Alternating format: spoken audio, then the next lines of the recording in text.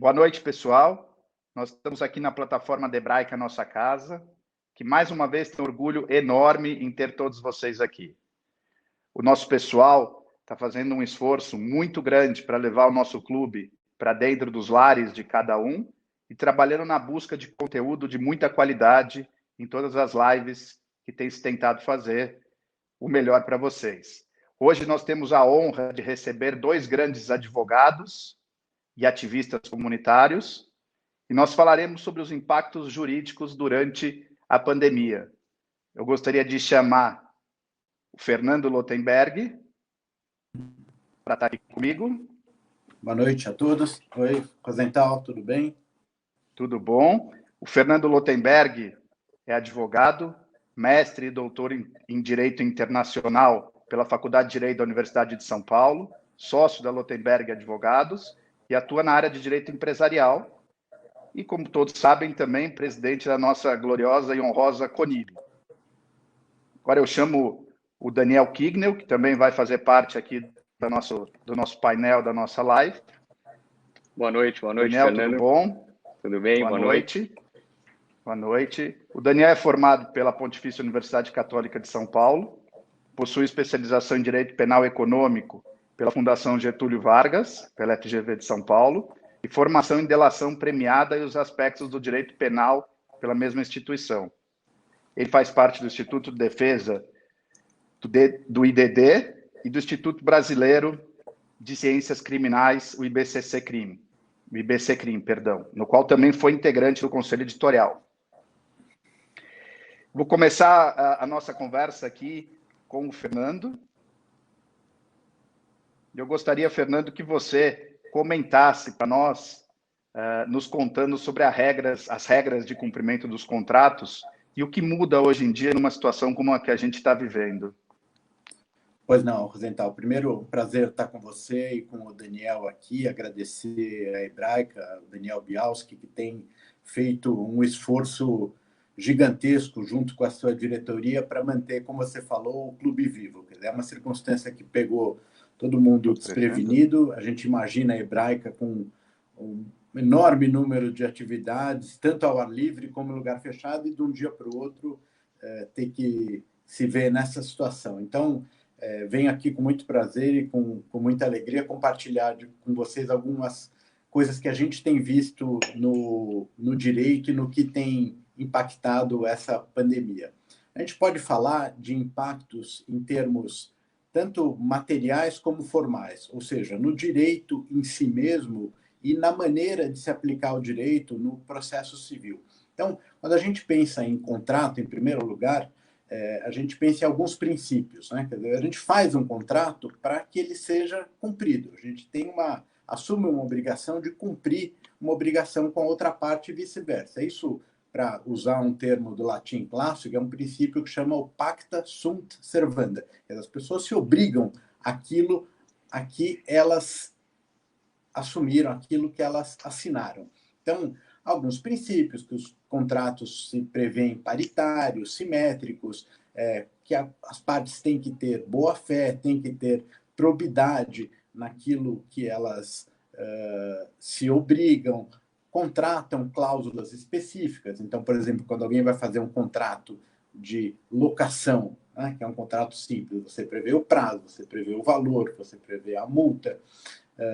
Quando você compra um imóvel, você prevê o preço, a entrega das certidões, a posse. Essas cláusulas que normalmente fazem parte do contrato são presumivelmente cumpridas pela grande maioria. Às vezes não, e para isso você tem os processos de fazer as pessoas cumprirem aquelas obrigações. Agora, o que acontece quando a impossibilidade de cumprir um contrato advém não da vontade individual de uma das partes, mas de um fato alheio. Né? Um fato alheio à vontade tanto de um como de outro, pensando num contrato normalmente bilateral. Então, no direito é previsto que existe tanto o caso fortuito como a força maior. O que quer dizer isso? Era um fato que ocorre cujos efeitos não era possível evitar ou impedir. Então, você tem aí, a gente tem o caso concreto pandemia que nós estamos vivendo, se trata de um caso ou não de força maior. Porque a força maior traz por si a isenção de responsabilidade daquela parte que não pode cumprir a sua obrigação. Ou seja, não se trata de algo que dependeu da minha vontade ou da minha capacidade de honrar com aquele pagamento ou com aquela obrigação que vai me impedir de cumprir. Então, hoje, no Brasil, você tem legalmente um estado de calamidade pública, legalmente reconhecido. Existe um decreto de número 6, de 20 de março desse ano, onde muitas pessoas e empresas se veem impossibilitadas de cumprir com as suas obrigações. Então, a gente vê nas escolas, a gente vê em aluguéis de shopping center, a gente vê em compra e venda de empresas, que é uma área que a gente atua aqui, as pessoas não têm possibilidade de cumprir com aquilo que eles se obrigaram, e o direito tem remédios para isso, né? Prevê o que acontece nesse tipo de situação. Então, atualmente, a gente pode falar mais para frente sobre como os tribunais vêm decidindo sobre esse tipo de força maior e de caso fortuito, exonerando as partes de cumprir as suas obrigações ou prevendo uma postergação nesse cumprimento sem maiores penalidades. No campo processual, a gente teve a suspensão dos prazos em praticamente todos os tribunais. Foi uma medida que o Conselho Nacional de Justiça decidiu. Agora, no dia 4, no começo desta semana, os prazos em processos eletrônicos voltaram a contar. Os prazos em processos físicos ainda vão levar algum tempo. Agora, vamos parar por aqui essa primeira fase e dizer que estamos todos aprendendo, né? No direito do trabalho, você teve regras que mudaram os contratos, permitindo suspensão de contratos, redução de valores. No direito societário, você teve a CVM colocando regras para que as assembleias de empresas passem a ser virtuais e não mais presenciais, para evitar o contato e a aglomeração, e estamos todos aprendendo. Mas vou parar por aqui, vamos ouvir o Daniel e depois a gente entra nas perguntas. Muito obrigado novamente, devolvo a palavra para o Rosenthal. Obrigado. Eu gostaria de convidar agora, muito obrigado pelas tuas palavras, Fernando. Realmente são tempos difíceis, tempos diferentes e que verdadeiramente demonstram a necessidade de adaptação de todas as profissões, principalmente na advocacia, que tanto ajuda e tanto trabalha aí pelos nossos pelos cidadãos em geral. Agora eu gostaria de chamar o Daniel. Tudo bom, Daniel? Tudo bem. Daniel, agora nós vamos mudar um pouco e falar sobre os aspectos dentro do mesmo tema, mas sobre os aspectos criminais, que é a tua especialidade, né? Em fevereiro de 2020 foi promulgada a Lei 13.979 com o objetivo de proteção à coletividade, autorizando a determinação de medidas que limitam e suprimem direitos fundamentais. É muito importante nesse momento, então, entendermos como está a atuação dos tribunais brasileiros no aspecto criminal durante a pandemia, o que você tem para contar para a gente. Certo. Primeiramente, eu também gostaria de agradecer muito à Hebraica, ao seu presidente, Daniel Bialski, pelo convite. É uma honra estar aqui com vocês, todos nós passando por esse momento tão delicado, e ainda assim a Hebraica num esforço contínuo de manter toda a comunidade judaica de alguma forma unida, próxima, apesar do distanciamento social, e é um prazer poder fazer parte disso, ainda mais com o meu parceiro de outras oportunidades, o Fernando Lotenberg, presidente da CONIB. E, então, eu vou trabalhar um pouco com vocês hoje os aspectos penais do que está acontecendo, né? A primeira dúvida que surge, que as pessoas me perguntam muito, sendo criminalista, bom, ok, essa lei, como você bem disse, a 3979 de 2020, ela institui, ela autoriza o Estado a impor medidas de afastamento social, né? Elas podem ser o isolamento social, a quarentena, e essa lei também autoriza a realização compulsória de exames para casos suspeitos, ou seja, se de determinada pessoa apresentar os sintomas da Covid e por alguma razão ela não quiser se submeter a exames, o Estado pode, diante da excepcionalidade do que estamos vivendo, exigir que essa pessoa faça os exames a fim de constatar se ela está ou não infectada com o Covid-19, né? Toda essa situação, ela é muito excepcional, né? Eu acho que nenhum país, pelo menos nos últimos 100 anos, tirando a gripe espanhola, viveu algo parecido com o que estamos vivendo hoje. Então, todo mundo me pergunta, ok, e se eu descumprir essa quarentena? E se eu não obedecer ao isolamento? E se eu me recusar a fazer os exames? No aspecto penal, o que pode acontecer comigo? Eu posso ser processado? Eu posso ser preso? E a resposta que eu tenho dado quando me perguntam é sim, você pode. No Brasil, não existe o Instituto da Prisão Civil. Você só pode ser preso se você praticar algum crime, com uma exceção prevista na Constituição, que é o caso de alimentos. Então, se um dos genitores de uma criança não efetua o pagamento dos alimentos, a Constituição autoriza que um juízo cível decrete a prisão do genitor até que ele efetue o pagamento, isso para garantir o bem-estar do menor.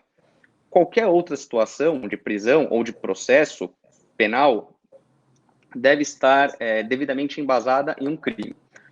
O próprio Código Penal, no artigo 1º, bastante famoso, já diz que não há crime sem lei anterior que o defina, não há pena sem prévia combinação legal. Então, era necessário uma lei, era necessário uma normatização para que as pessoas pudessem ser processadas criminalmente caso descumprissem as imposições que vinham sendo feitas a partir dessa lei 3979 e de uma portaria interministerial do Ministério da Justiça e do Ministério da Saúde, na época ainda eram os ministros Mandetta da Saúde e Sérgio Moro da Justiça, que implementavam penalidades tanto em âmbito administrativo quanto penal para o descumprimento das medidas, né? Então, existe um artigo no Código Penal, que é o artigo 268, que ele diz o seguinte: uma pessoa pode ser processada criminalmente se infringir determinação do poder público determinada a impedir introdução ou propagação de doença contagiosa.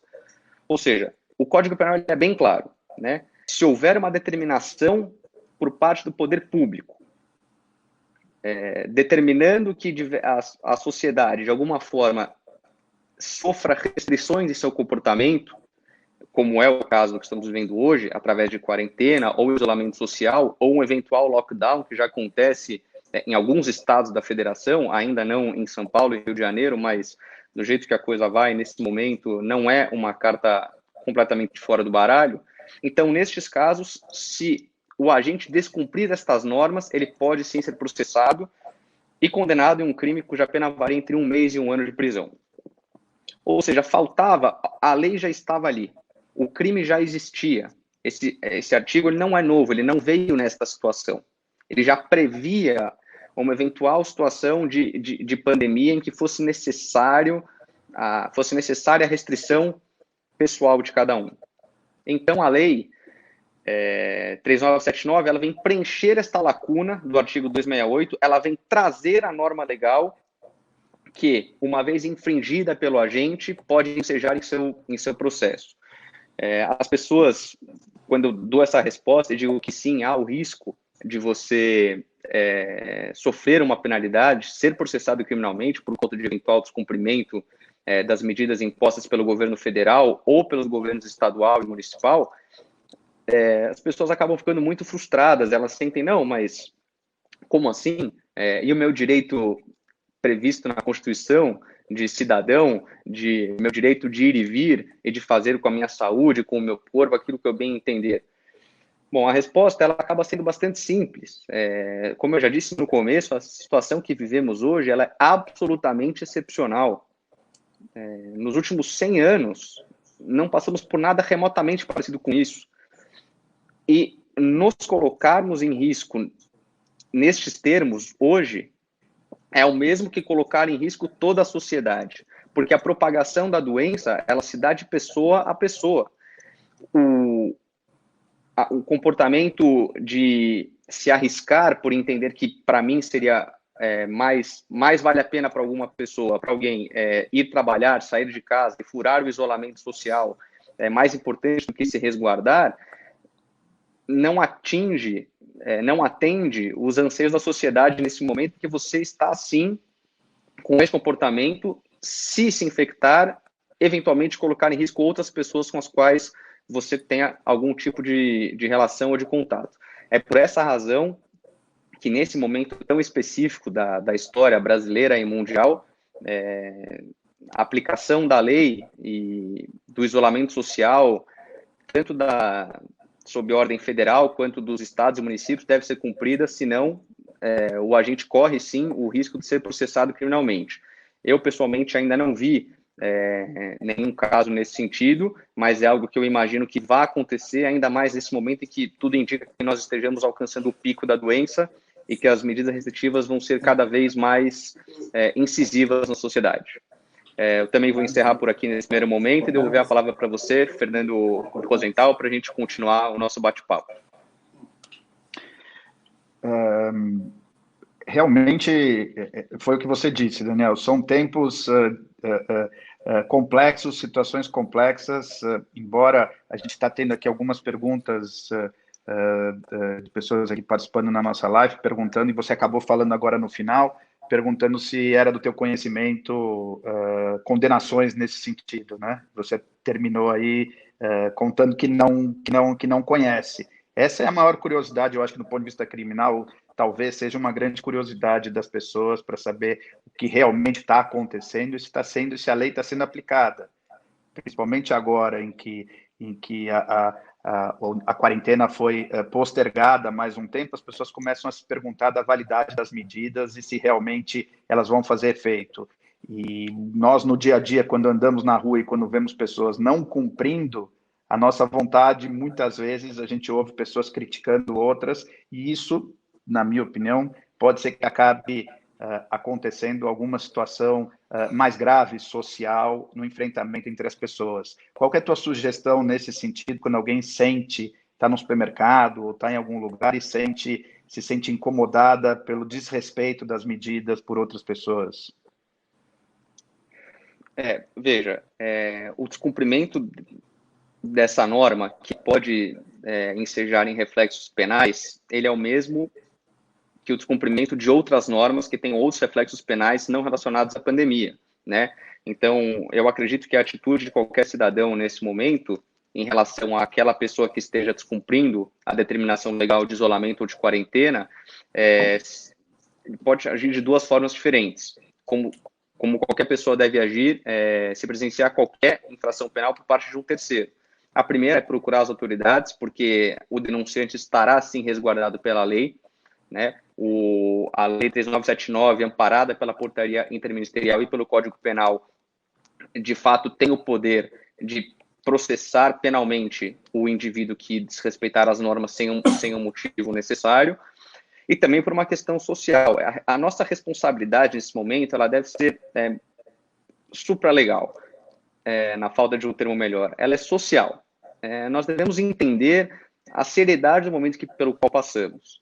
Então, não adianta nada uma parcela da sociedade levar isso a sério, a fim de resguardar a sua própria saúde, a saúde de pessoas, principalmente aquelas que integrem grupos de risco, como também a sociedade como um todo, que, se mantiver um comportamento que desrespeite a normativa, pode acabar afetando o sistema de saúde de forma muito mais gravosa do que já está, porque em diversos locais o sistema de saúde já está em colapso, é só a gente ver o que está acontecendo no Amazonas e no Pará, por exemplo.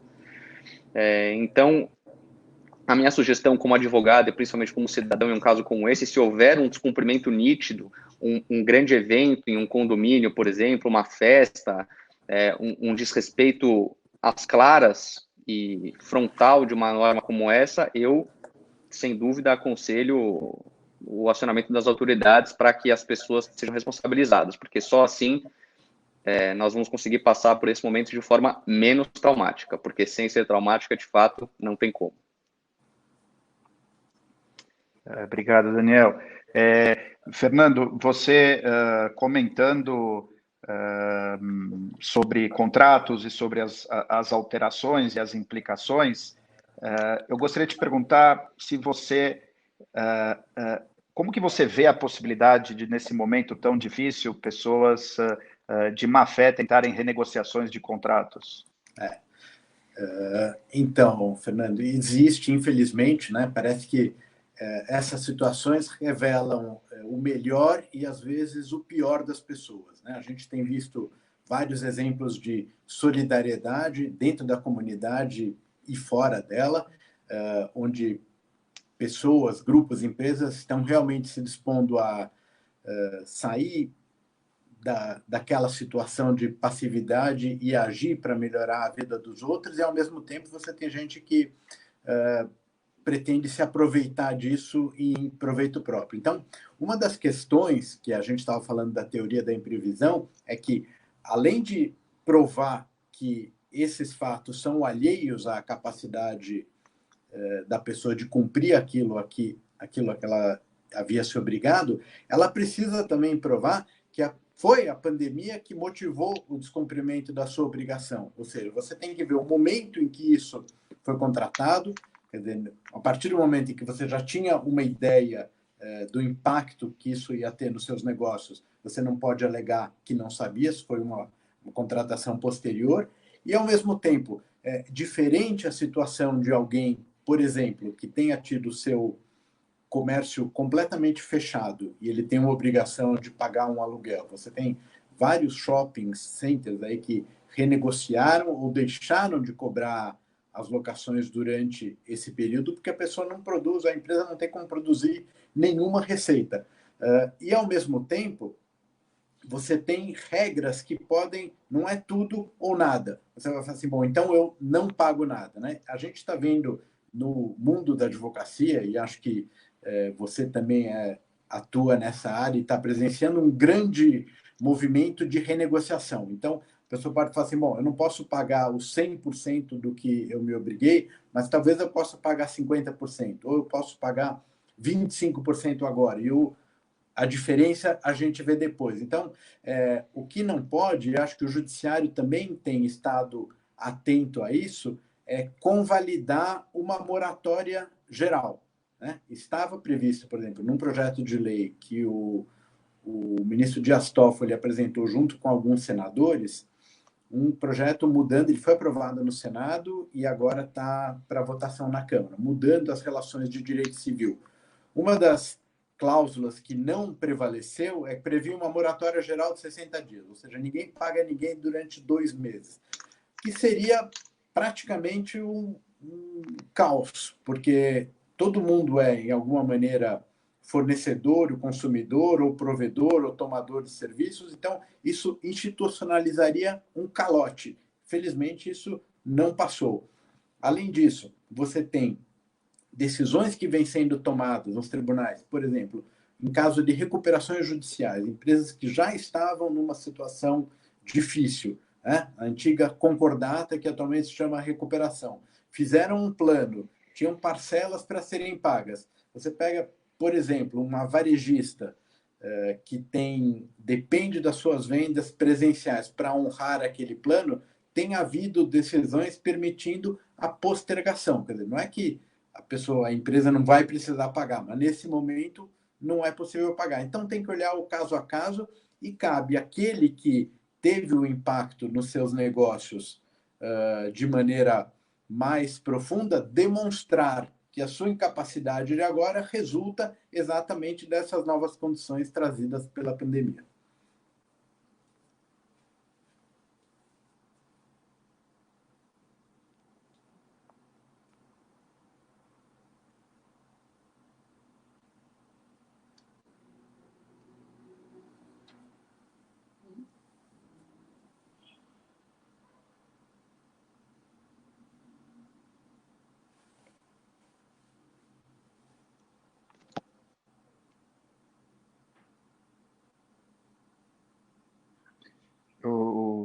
Não te ouço, Fernando, está me ouvindo? Eu estou te ouvindo. Ok. Fernando, eu tenho uma pergunta aqui do nosso amigo Iser Armani, que ele quer saber de você se o Estado, se na sua visão o Estado, você não me ouve? Tá. Ouço, Me ouve ouço. agora? Ok. Ouvindo. Se o Estado pode ser penalizado pela interrupção da atividade comercial e por interferir na subsistência da empresa e de seus funcionários. De novo, é o caso a caso, né? Eu acho que o Estado ele tem que tomar, o Daniel comentou que as medidas têm que ser tomadas em benefício da saúde pública, em benefício de toda a comunidade. Se em algum caso, por exemplo, foi feita uma lista de atividades essenciais, né? Recentemente, isso está na esfera da Presidência da República, porque quando a gente fala Estado também, temos que pensar que no Brasil, isso está todo dia nos jornais, o que cabe ao ente federal, o que cabe ao Estado, o que cabe ao município. Cada uma tem as suas competências, o Supremo já falou sobre isso, outorgando a estados e municípios a capacidade de regular essas questões. Existe uma lista de atividades essenciais, né? Essa lista é flexível, ela foi alterada nesta semana. Então, acredito eu, se houver um abuso, né, de algum ente estatal, por exemplo, de alguém que estava na lista de atividades essenciais e ainda assim ele teve o seu funcionamento obstaculizado, cabe sim uma ação desse tipo. Ok. Eu gostaria agora de, com a permissão de vocês, mudar um pouco e falar um pouco, aproveitar o conhecimento de vocês também como advogados e falar um pouco sobre comunidade, sobre a nossa comunidade judaica. Eu gostaria de começar sobre o tema de antissemitismo, que eu quero perguntar ao Daniel como ele vê do ponto de vista criminal. O Daniel também trabalha aí para uma comissão jurídica da CONIB e das federações, fazendo o seu trabalho voluntário de forma brilhante. Desculpem. E eu gostaria de saber do Daniel como que tem esse momento, tem se visto a situação de culpabilidade de muita gente apontar o dedo e dizer que a culpa de tudo que isso que está acontecendo é dos judeus. Como tratar esse assunto, Daniel?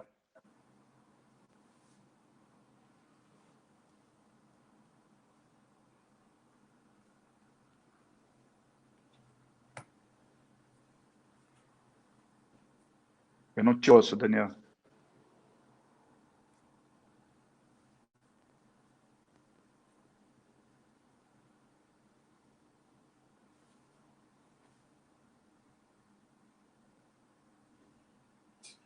Bom, Fernando, você me ouve? Eu ouço. Você está me ouvindo? Tá, estou te ouvindo. Então, daqui a pouco a gente volta para o Daniel, quando a gente conseguir ouvir o Daniel. Fernando, na mesma linha, você que preside a nossa CONIB com tanto brilhantismo, doa tanto do seu trabalho voluntário para a gente, eu queria ouvir de você a atual situação, como que você vê a utilização das bandeiras de Israel durante eventos não democráticos no nosso país. Então, Fernando, esse assunto é espinhoso, né? Você vê que esse é um fenômeno que começou a acontecer desde as últimas eleições, né? Eu acho, assim, em primeiro lugar, quer dizer, ninguém pode impedir uma pessoa de levar uma bandeira onde quer que ele se dirija. Quer dizer, não está na esfera de competência nossa, acho que nem policial, ou existe uma liberdade das pessoas se manifestarem nesse sentido. E que o façam de maneira individual. O que nos chama atenção nesses casos, e que motivou uma manifestação nossa mais explícita na semana passada, que além de a questão atualmente não estar mais na questão partidária, que é o que aconteceu na época das eleições, hoje a gente vê a bandeira de Israel associada a um tipo de manifestação que não tem nada a ver com os nossos valores. Ou seja, por que uma pessoa que é a favor do fechamento da Suprema Corte, do impeachment dos ministros do Supremo Tribunal Federal, que é a favor de fechar o Congresso, que é a favor de uma intervenção militar. O que a bandeira de Israel tem a ver com essa situação? A nosso ver, nada. Né? Não tem nenhuma justificativa para esse tipo de comportamento e, mais ainda, passa uma mensagem equivocada para a sociedade brasileira de que, de alguma maneira, ou o Estado de Israel ou a comunidade judaica endossem esse tipo de manifestação. Então, a nossa nota foi no seguinte sentido, quer dizer, nós defendemos os valores democráticos, os valores da liberdade, cada um é livre para fazer a sua manifestação, mas não envolvendo a comunidade ou o Estado de Israel nisso, porque não tem nada a ver uma coisa com a outra. Muito bem, Fernando. Obrigado. Vamos ver se a gente consegue ouvir o Daniel agora. Não, eu não ouço o Daniel. Você ouve, Fernando? Não ouço. Não estamos ouvindo o Daniel. Talvez alguma questão aí, pessoal de retaguarda aí, consegue colocar a voz do Daniel para a gente? Não. Vamos lá, Fernando. Vamos tocando aqui. Bom, Fernando, me conta, vamos falar nós aqui também entendemos o assunto, vamos falar um pouco sobre antissemitismo e daqui a pouco a gente vê se consegue colocar o Daniel. Como que você vê a pergunta que eu fiz, eu repito ela para você então, como você vê a questão da colocação por diversas pessoas dos judeus como responsáveis pelo que está acontecendo com a gente? Olha, esse é um fenômeno que não é só brasileiro, né? Isso tem acontecido em vários lugares do mundo e não só com os judeus, né? A gente vê muita gente, por exemplo, acusando um determinado país, um determinado povo, por isso tem uma história do vírus chinês por aí, né?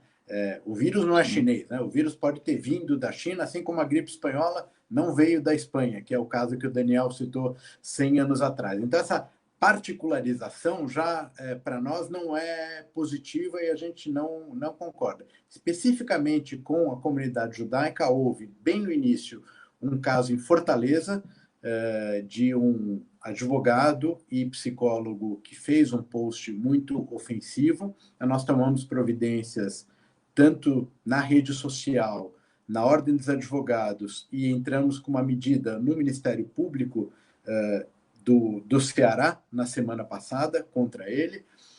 Existem também um ou outro comentário em Ohio, nos Estados Unidos, apareceram cartazes, a Real Praga, com um rato com uma estrela de Davi.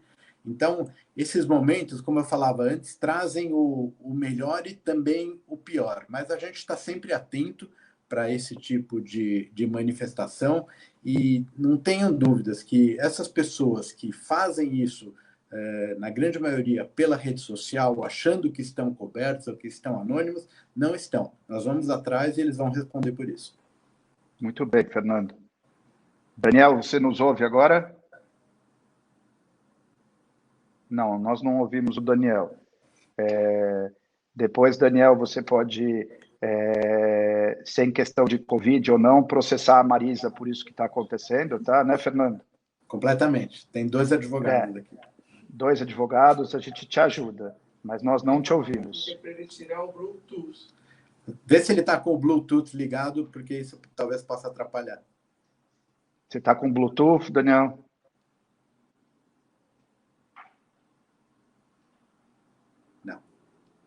Não te ouvimos.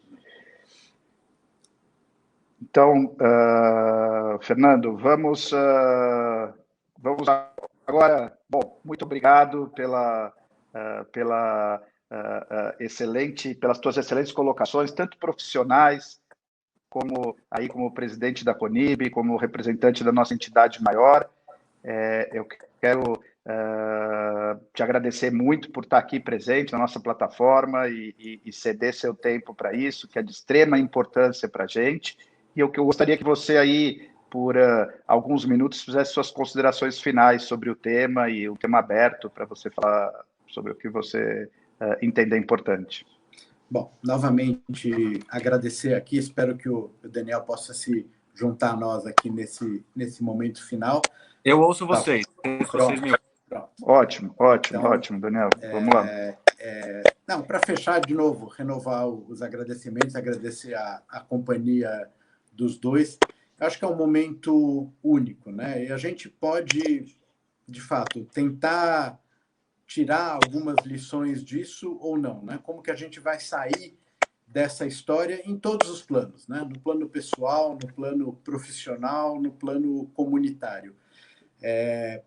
Todo mundo está sofrendo, né? Eu acho que dentro dos que estão conversando aqui, a gente ainda pode se considerar privilegiado por ter condições de se isolar, por ter condições de trabalhar durante esse momento. Quer dizer, a profissão jurídica permite que a gente, da nossa casa, continue a fazer aquilo para o qual a gente estudou e se formou e se aperfeiçoou.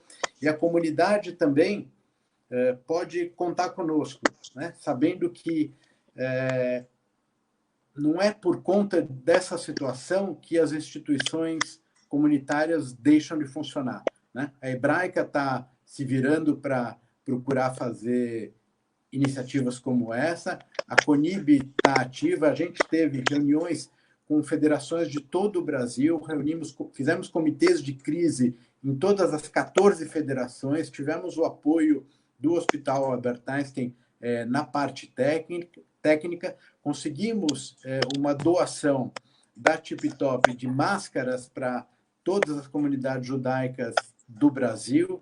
Enfim, eu acho que a gente pode passar esse momento, olhar para trás e dizer, olha, fizemos tudo o que foi possível, fizemos o que estava ao nosso alcance para tornar esse momento menos difícil, menos duro, para aqueles que de fato precisam mais, né? Aqueles que não podem trabalhar, aqueles que não têm uma condição de viver com um mínimo de conforto, ou que não tenham acesso a condições de saúde necessárias nesse momento. Então, vamos fazer um esforço. Eu acho que nós já estamos, se Deus quiser, do meio para o fim dessa história, e que no segundo semestre a gente possa fazer um balanço de tudo que a gente passou e sair disso como cidadãos e como judeus melhores. Muito obrigado, Fernando. Daniel, a gente não conseguiu te ouvir. Se você puder, então, nós aproveitamos e o Fernando falou também, o Fernando Lotenberg falou um pouco, falou sobre antissemitismo também. Eu gostaria que agora você falasse sobre esse tema um pouco com a gente e já emendasse aí nas tuas considerações finais sobre a nossa conversa. E eu já te agradecendo desde já por estar aí com a gente, dando o seu tempo para a gente. Claro. Todos me ouvem agora? Sim. Então tá bom. Vou, então, retomar da pergunta que você me fez, que eu não tinha conseguido responder. Na verdade, ela já foi bastante esclarecida pelo Fernando, mas eu só vou dar um pitaco criminal aqui, né? Infelizmente, nós sabemos, analisando a história, que a comunidade judaica ela costuma ser responsabilizada por grandes desastres, né? Se você parar para buscar uma razão concreta ou minimamente racional, não tem, né? Isso remonta a muitos anos, séculos, desde a peste negra. Já havia quem dissesse que tudo que ocorria, né, era, na verdade, proveniente da comunidade judaica. Houve um mito, na época, completamente infundado, de que os judeus não eram infectados pela peste negra. Depois passamos pela Inquisição, chegamos à Segunda Guerra, que, na verdade, se originou do final da Primeira, né, quando os judeus foram tidos como bode expiatório pelos nazistas para a derrota da Alemanha e do Império Austro-Húngaro na Primeira Guerra. Esse era o mote da propaganda nazista. Ou seja, nós estamos acostumados, infelizmente, de forma cíclica, a sermos responsabilizados por tudo de ruim que acontece na humanidade. Com a Covid não poderia ser diferente. Enquanto membro de uma comissão jurídica da CONIB, eu me deparei com mensagens de pessoas no Facebook escrevendo, e não era piada, era sério, que os judeus não estavam sendo infectados pela Covid. né? Obviamente, o autor das mensagens indagava: alguém aqui conhece algum judeu que tenha sido infectado pelo novo coronavírus? Eu não conheço nenhum, isso é coisa deles. Pode parecer inacreditável, mas isso acontece, e essas postagens, elas são repostadas, elas têm curtidas, elas têm comentários. Infelizmente, as pessoas têm um certo gosto por esse tipo de discurso. Enquanto advogado criminalista, eu vejo em manifestações como essa uma responsabilização penal, sem dúvida. O artigo 20 da Lei de Crimes Raciais, ele é claro ao vetar ou vedar esse tipo de comportamento, né, de propagação de informações falsas em detrimento de uma raça ou de uma etnia, que é exatamente o que acontece tanto hoje quanto em tristes episódios passados.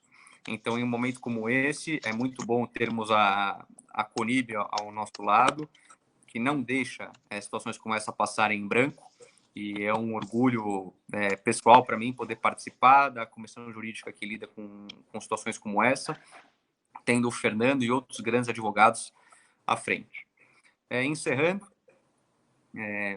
um pouco mais sobre o que nós falamos anteriormente dos efeitos da Covid-19 no aspecto penal, nós estamos lidando os criminalistas com uma nova realidade, assim como os advogados de todas as outras áreas, né? Então, situações atípicas têm acontecido, prazos suspensos, operações da Polícia Federal, como que fica no meio dessa história, essas mega operações que todo mundo está acostumado a ver na TV, elas acontecem, não acontecem, elas podem acontecer no meio de tudo isso. Todos nós estamos juntos aprendendo a lidar dia a dia com essa situação. O Tribunal de Justiça, orientado pelo CNJ e pelo STF, tem constantemente ditado novas normas a respeito da forma como a justiça vai funcionar, audiências por videoconferência, não mais presenciais. Isso prejudica ou não prejudica um réu? Você é acusado de um crime gravíssimo, não seria melhor para você ter a oportunidade de olhar o juiz no olho e ser interrogado por ele e dessa forma se defender melhor?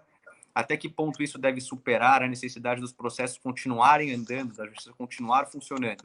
São questões que nós estamos aos poucos aprendendo a lidar, nos adaptando e torcendo para que tudo isso passe logo e que, de forma mais breve possível, todos nós possamos retomar nossas atividades. Eu agradeço mais uma vez a oportunidade de falar com vocês e foi um prazer estar aqui participando dessa live de Hebraica junto com vocês. Muito obrigado, Daniel, Fernando. Em nome da Hebraica, eu gostaria muito de agradecer a vocês pelo tempo que vocês dedicaram a nós. Para mim foi uma honra muito grande compartilhar esse espaço com vocês dois. Eu gostaria de aqui aproveitar a oportunidade e desejar para todas as mães que estão nos ouvindo um feliz Dia das Mães amanhã e que, mesmo que por segurança estejam distantes dos seus filhos e netos, que se sintam abraçadas por todos nós amanhã nesse dia tão importante.